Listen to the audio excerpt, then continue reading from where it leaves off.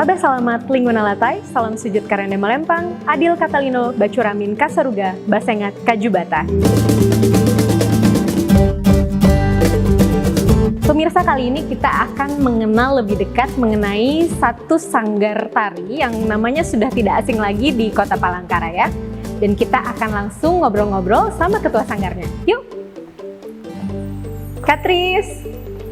Halo Keke! Apa kabar? Baik. Akhirnya kita bisa ngobrol sama ketua Sanggar Betang Batarung. Di Sanggar juga Katris selalu mengutamakan pendidikan, prestasi atau kebanggaan dari Betang Batarung. Saya Unika Versa, salam budaya untuk Indonesia. Segera di Bahalap TV.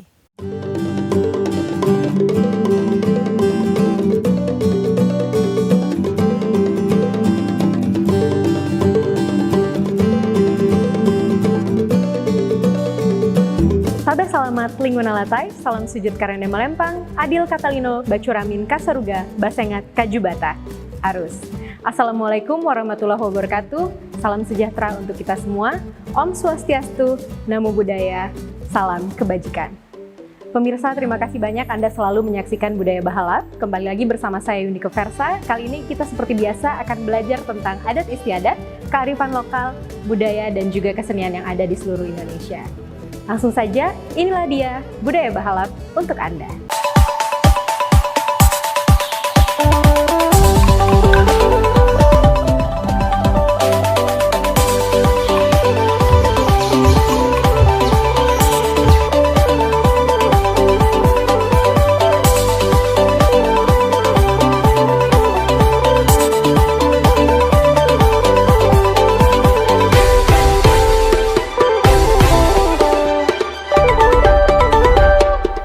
Bahalap TV, Bahalap Bujur.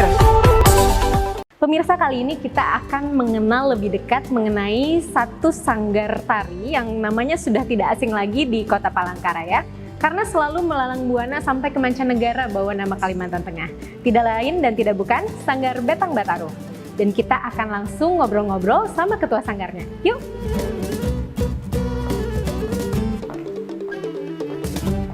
Katris! Halo Keke! Apa kabar? Baik. Ngapain ini? Lagi ngurusin baju-baju? Iya, Kayaknya. ini baju Di Sanggar Betang Batarung memang bagus ya Kak, kayak yang aku pakai. Terima kasih, ya cantik nih Keke. Iya. Kak, mau ngobrol-ngobrol tentang sanggar? Boleh, ayo kita duduk ya. Ya.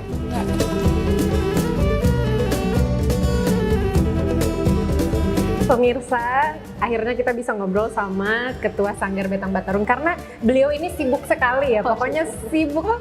Bukan sibuk, produktif sekali ya, meskipun pandemi. Nah, nanti kita juga akan bahas gimana strateginya menghadapi pandemi. Tapi mumpung beliau yang ada di sini, kita kepoin sedikit ya. Karena nih, setahu saya, Katris ini backgroundnya adalah lulusan teknik. Jadi bukan seni ya Kak, tapi justru berkarir dan besar namanya di bidang seni gitu. Iya, itu kenapa tuh Kak bisa kayak gitu? Sejarahnya dulu ya, dari awal kalau Katris dikenalkan tentang seni itu dari SD. Jadi SD itu pernah ikut salah satu sanggar latihan, ya ikut-ikutan biasa, diperkenalkan, akhirnya tahu ini tarian. Kemudian putus, habis itu waktu SMP nyambung lagi. Kebetulan ada salah satu sanggar yaitu Antang Batuah. Saya tergabung di situ sampai saya kuliah. Nah, sampai saya kuliah. Ya ampun, itu SMP ke tahun berapa ya Kak? Berapa ya? Aduh, jangan deh. Berarti ketahuan deh. Nggak usah dibahas. Nggak usah dibahas. Yang pasti lama banget ya prosesnya Ya, berarti lama banget prosesnya. Nah, setelah kuliah, kebetulan Katris kan paskibraka.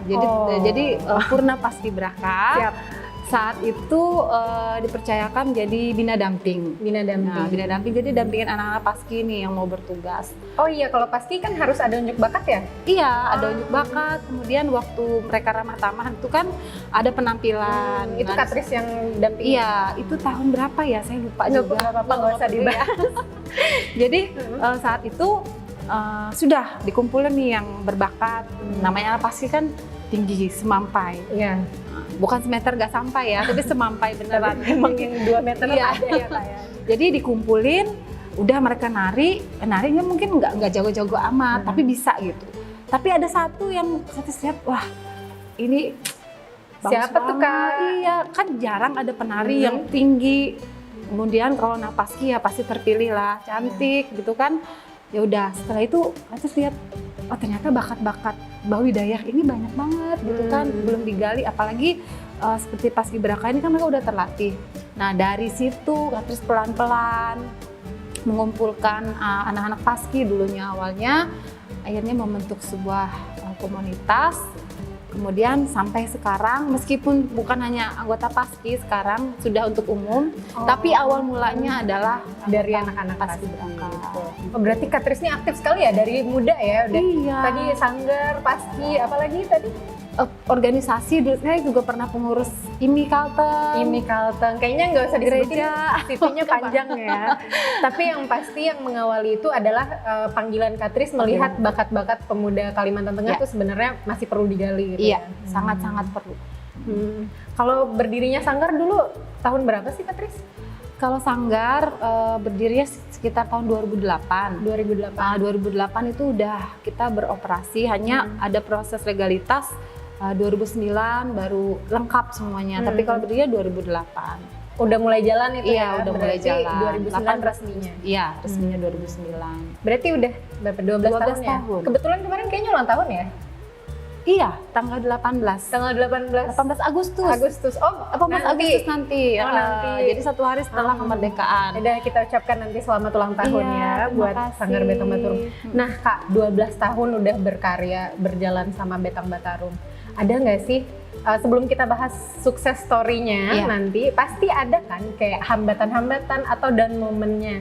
Kayak ngerasa kayaknya ini hambatan besar banget nih. Nah itu apa Kak? Dan gimana Kakak mengatasinya? Oke, hambatannya sih lebih ke, jadi gini, kadang kita tuh harus bisa membedakan yang mana kita sebagai seorang pribadi, saya kan seorang ibu rumah tangga juga, pribadi itu, dan menjadi seorang leader di Sanggar. Itu benar-benar kita harus membedakan tuh, mau dia emosinya, mau dia ada masalah dan segala macam, kita harus benar-benar bisa profesional.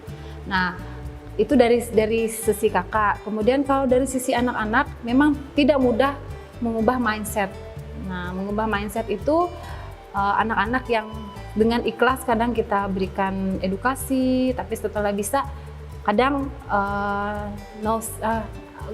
no say thanks lah buat kita lupa gitu ya, gitu lupa.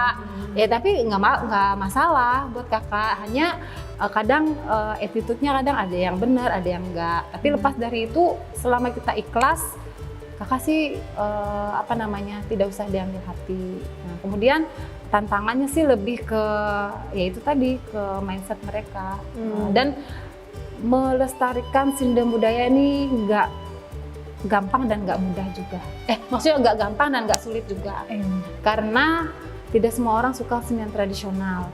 Tapi kalau TikTok, kalau K-pop mungkin semua suka ya. Nah itu tantangan Kak Tris yang benar-benar bagaimana caranya, formulanya biar orang suka gitu. Untuk mencintai seni dan budaya. Berarti kalau boleh aku simpulkan tadi yang pertama adalah gimana kakak menanamkan pentingnya attitude itu ya Kak. Iya. Terus yang kedua tadi kayaknya tantangannya untuk membangun rasa cinta budaya itu sebagai tren yang kalau itu tuh nggak deso gitu. Iya, Itu betul. tuh bukan ketinggalan zaman gitu kan. Salut deh sama Kak Tris. Makasih. Aku juga salah satu didikan. Iya. Tapi cuman sebentar. Karena Tapi pendidikan ya, pendidikan yang utama. Iya. Oh ya, di Sanggar juga Kak Tris selalu mengutamakan pendidikan. Karena bukannya kita berkesenian sampai melupakan pendidikan, itu jangan. Iya. Nah, itu diutamakan. Itu penting juga. juga. Karena kan setelah lulus bisa kembali lagi nanti ya. Iya. Ini akan terus terbuka kan Kak pintu. Terbuka, apalagi untuk Keke. Terima kasih. Nah selanjutnya nih Kak, karena tadi kita udah bahas hambatan-hambatan, down moments. Nah kan tadi aku juga udah lihat di depan banyak banget ya piala, sertifikat. Kayaknya banyak banget udah pencapaian Betang Batarum selama 12 tahun apalagi. Boleh nggak aku minta mention 3 prestasi Batang Batarung yang paling berkesan, paling membanggakan? Oke, kalau prestasi atau kebanggaan dari Batang Batarung, yang pertama sebenarnya banyak ya, cuman bingung ya milihnya kalau 3 doang ya. saya ngerti juga ya. 2016 pernah juara 2 nasional, itu Festival Serumpun Sebalai di Bangka Belitung. Juara 2 nasional. Kemudian prestasi dan kebanggaannya juga kita dalam penyambutan tamu-tamu kenegaraan. Pernah dulu Pak Susilo Bambang Yudhoyono, saya lupa tahun berapa gitu kan, dulu pernah kesini resmian yang di Cilikriwut. Kemudian Pak Jokowi 2 kali beliau kesini, kita yang sambut juga. Kemudian kebanggaannya juga bisa keliling dunia lewat seni budaya. Terakhir kita ke Ottawa kemarin, Kanada. Itu tahun berapa terakhir Kak? Sebelum Covid ya pastinya? Sebelum Covid, tahun 2019. Nanti kayaknya habis Covid nih udah banyak ya? Sebenarnya kemarin bulan April kita ke New Zealand. Astaga. Iya. Tapi itu diundur atau? Nggak tahu ini. Sebenarnya hampir udah mau beli tiket, Covid. Itu belum sempat. Syukurnya belum ini ya berangkat ya, tapi pasti akan banyak kesempatan. Mudah-mudahan. Sekarang waktunya yang sibuk ini istirahat dulu ya. Berbenah dulu. Iya. Nah itu Kak, seru juga untuk kita ketahui. Kalau kegiatan biasanya nih Kak sebelum Covid, seaktif apa sih Sanggar itu selain latihan tari, ada apa lagi Kak? Kalau sini memang fokusnya di pembinaan anak-anak usia dini, kemudian mereka ada latihan rutin yang mana mereka akan diuji kompetensi. Per 6 bulan. Jadi kita ada pagelaran. Nah, selain itu juga kita ada untuk buat kostum, kemudian musik, cuman konsentrasinya lebih ke tari. Nah, kemudian itu sebelum Covid. Nah, setelah Covid mau tidak mau kita tetap melaksanakan tapi dengan daring. Nah ini Kak, seru juga. Gimana strategi Kakak menghadapi COVID-19 ini dan nanti persiapan untuk new normal Kak? Udah ada apa aja? Oke, kalau saat pandemi ini kami memberlakukan itu latihan daring. Daring. Syukur dan puji Tuhannya anak-anak dan orang tua tuh mendukung. Jadi dari sekitar 100 ya, hampir 100 lah peserta didik, 60 masih bertahan untuk ikut daring. Iya, 60 anak. Jadi mereka daring. Jadi kami tuh full dari Rabu, Kamis, Jumat, Sabtu latihan. Jadi per hari itu ada 2 kelas. 2 kelas itu semuanya live atau pakai video yang udah di-record? Live ya? Jadi nanti pelatihnya ada 2 orang, sini record. Nah, kebetulan ya senjata kita lumayan lah bisa mencukupi karena kita kan akhirnya belajar juga. Untung banyak yang mensupport. Jadi belajar, awalnya bingung juga nih gimana nih caranya buat daring, buat ini ke video, musik dan suaranya dan segala macam kan. Akhirnya kalau kita ada kemauan ya pasti bisa. Nah itu tadi menarik Kak, kok orang tua ini ya mendukung, sedangkan kita tahu orang tua juga pasti harus menyesuaikan gitu kan, terus anak-anak harus belajar daring juga. Jadi sebenarnya meskipun kita di rumah kan kayaknya workload-nya makin banyak gitu loh. Tapi ternyata mendukung ya untuk latihan tari gitu loh. Gimana Kakak gimana ya itu kayak awalnya membangun kepedulian itu? Karena ya itu tadi, kita harus ada strategi untuk membuat mereka mencintai kesenian.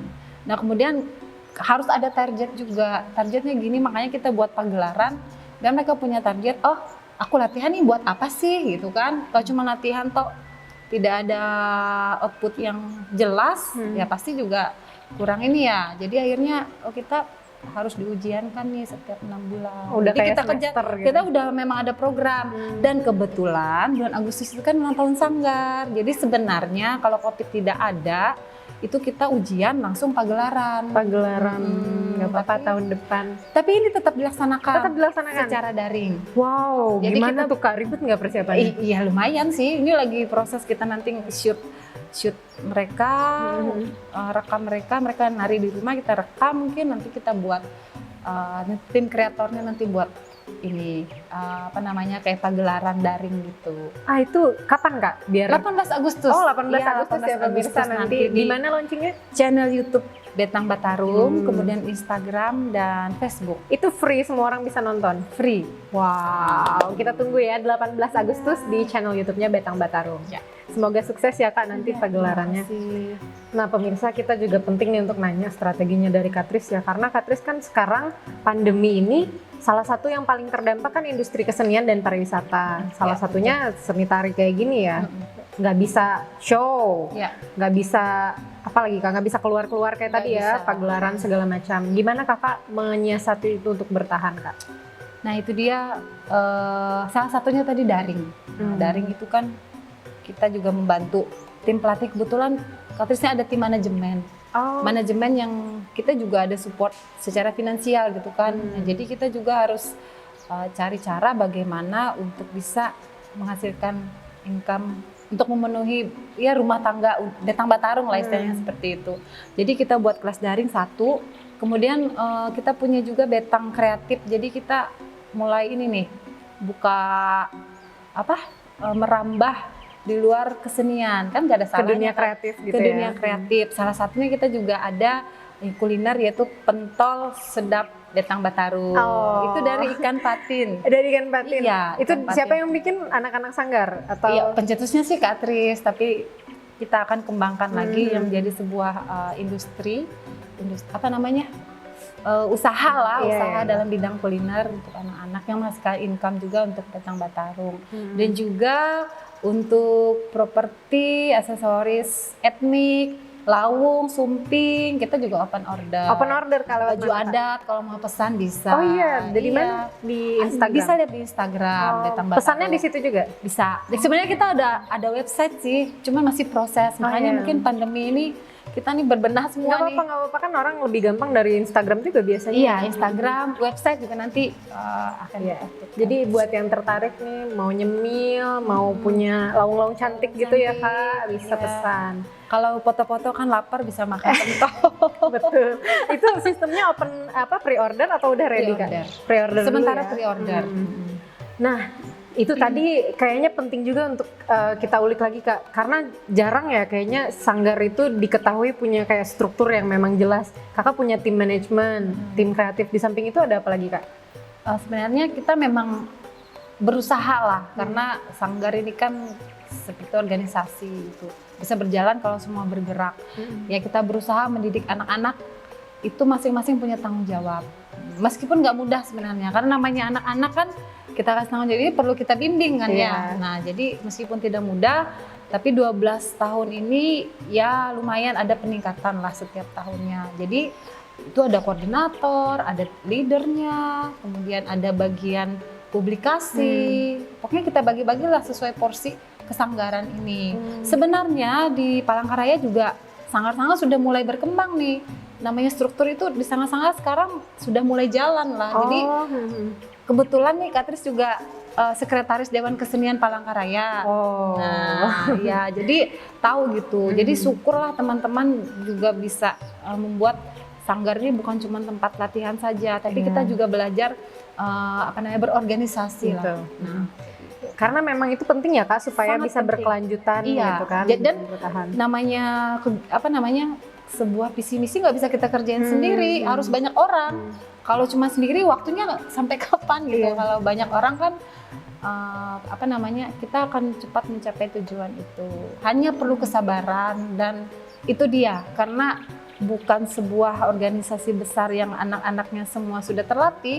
Justru di sini tempat melatih, tempat belajar melatih mereka untuk berorganisasi, bersosial gitu. Makanya itu salah satu tantangan juga kayak sebenarnya di kakak.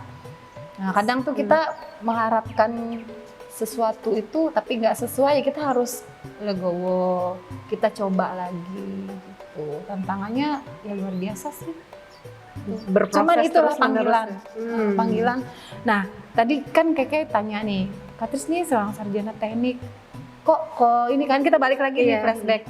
Iya, justru kayak Kak Tris nih teknik bukannya mau pamer, Kak Tris lulusan terbaik nih sebenarnya. Nah jadi bukan mau pamer, tapi memang panggilan Kak Tris nih memang di dunia seni akhirnya, karena akhirnya setelah flashback, mungkin kita bisa menjadi berkat untuk orang. Melalui proses ini ya. Aku juga setuju sih Kak, karena memang ketika dikasih tanggung jawab tuh kayaknya rasa kepemilikan atau rasa kebersamaan terhadap organisasi kita itu kayak akan lebih tumbuh ya. Iya. Nah Kak, sebelum closing statement dari Kakak, nanti aku mau tanya satu pertanyaan penutup. Ini aku mau tanya harapan dan mungkin ada satu goals apa yang ingin dicapai ke depannya dari Betang Batarung? Harapannya dulu ya. Harapannya kalau untuk Katri sendiri, semoga semangat ini nggak luntur. Nah, ibaratnya semangat melestarikan seni budaya ini nggak luntur, selalu ada dan juga bisa dibagi ke adik-adik. Dan harapannya juga kesenian kita ini bisa bergaung lah, bukan cuma di provinsi, di tingkat provinsi, tapi sampai keluar.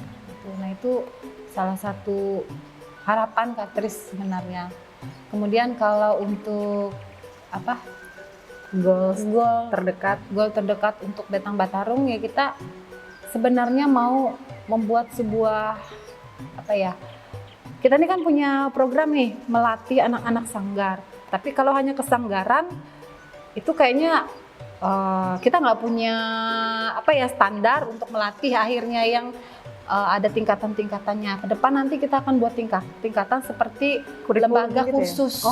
non formal gitu. Ke depannya itu bahan khusus non formal yang mungkin nanti kita menciptakan bibit-bibit, akhirnya mereka bisa mencintai seni budaya, bisa ke jenjang yang lebih tinggi lagi kan, bisa mungkin mereka ke sekolah seni dan segala macam.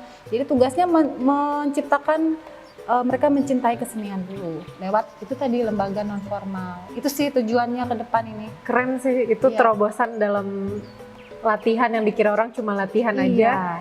Ini mau bikin kurikulum segala ya Kak kayaknya. Semoga sukses untuk terima kasih proyek kedepannya dan untuk Betang Batarung sekali lagi selamat ulang tahun nanti ya. Dan semoga pagelarannya sukses, pagelaran daring tanggal 18 Agustus. Jangan lupa nonton ya. Dan ini dia pertanyaan terakhir kita. Untuk seorang Kak Tris, ketua dari Sanggar Betang Batarung, Anda menjawab pertanyaan ini dalam 30 detik. Udah kayak ajang ya. Bagi Kakak, filosofi dari tarian itu apa? Tari ya. Oke. Langsung jawab nih. Iya. Oke. Tari itu adalah sebuah ungkapan ekspresi lewat gerak. Jadi kalau Katris mendeskripsikan tari itu kompleks sebenarnya. Kompleksnya gini, dalam kita membuat sebuah tarian pun akan ada banyak unsur-unsur di dalamnya. Kita meneliti, kita mencari narasumber, bersosial, kemudian kita mengekspresikan cerita itu dalam bentuk gerak. Nah, jadi itu sebuah ekspresi yang kalau kita bisa menggerakkannya itu akan sampai ke yang melihat gitu kan. Jadi lebih kayak ekspresi diri, jiwa, bahkan apa yang kita rasakan itu lewat gerak, itu dinamakan tari.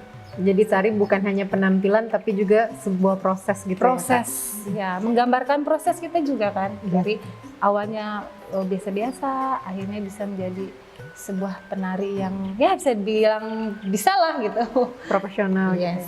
Kak Tris, terima kasih banyak untuk waktunya. Ya. Dengar Kakak ngomongin tari tadi aku jadi kangen deh Kak dulu waktu latihan nari. Iya rasanya Putra Pariwisata Nusantara ya.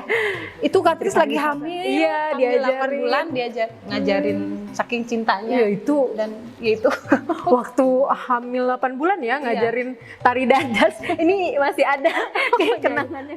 Kita boleh coba tariannya Kak. Aku pengen nostalgia sedikit. Boleh. Nah, pemirsa, kita akan nyobain salah satu tarian Dayak. Apa tuh Kak? Kita tari Manasai aja ya. Oke, let's go. Oke, sebelumnya kita pakai selendang dulu, bahalai di atas atau di pinggang? Sini. Oh, masukinnya gini. Iya. Nanti kayak pernah juga kan ya? Iya, lupa Kak. Oke. Makanya nih, ayo ajarin lagi. Oke, sekarang ini seperti ini. Sekarang kita coba dari kaki ya. Nih gini. 1, 2, 3, 4. 5, 6, 7, 8. Nah, kalau tangannya seperti ini. 1, 2, putar. 3, 4, 5, 6, 7, 8. Oke. Bisa? Bisa. Oke. Musik silakan. Oke, sekarang kita coba gerakan manasai. Ya, kita coba dari kakinya dulu ya, Ke. Nih. 1, 2, 3, 4, 5, 6, 7, 8. Sekarang kita pakai tangan. Tangan seperti ini. 1, 2, putar. 3, 4, 5, 6. Nggak bisa ya? Kalau Coba. tangan susah. Coba seperti ini. Satnya dari sini 8, kemudian kaki kanan maju, kaki kiri maju. 1, balas, 2, putar. 3, Oh iya. 4. Coba Keke sendiri. Oh, sendiri. 7, Oke. 8. Tuh, 2, 3, 4, 5, 6, 7, 8. Susah juga ya ternyata, Ya, pemirsa. lumayan. Nanti saya lanjut lagi. Nah, pemirsa terima kasih banyak sudah mengikuti Budaya Bahalap episode kali ini sampai penghujung acara kita. Dan hari ini kita sudah banyak belajar dari Katris dan Betang Batarung tentang bagaimana melestarikan budaya itu tidak memandang latar belakang. Siapapun bisa asal punya niat. Dan nantinya yang akan memastikan usaha kita berhasil atau tidak adalah kemampuan kita untuk memimpin dan juga solidaritas. Kita akan jumpa lagi di Budaya Bahalap selanjutnya. Saya Unika Versa, salam budaya untuk Indonesia. Oke, kita lanjutin lagi. Sekarang yang kedua ya. Kita ke kiri dan kanan gini. 1, 2, 3, 4. Pakai tangan, putar. 1, 2, 3, 4. Gimana, Ke? Aku udah rasanya kayak kembali kayak dulu ya, cuman masih sama kakunya kan. Oke, nanti kita latihan ya, Kak.